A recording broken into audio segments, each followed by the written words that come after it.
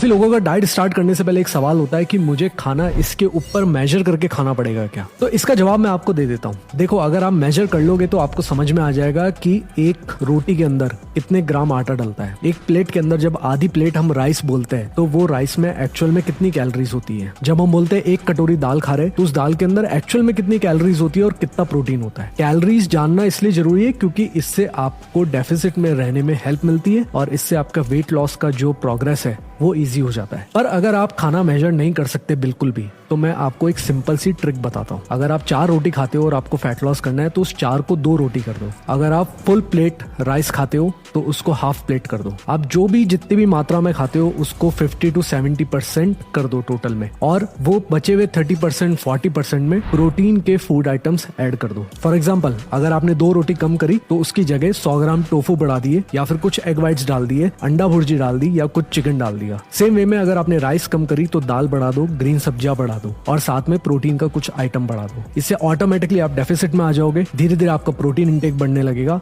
और आपका fat loss या वेट लॉस का जो भी गोल है वो अचीव करना बहुत ईजी हो जाएगा।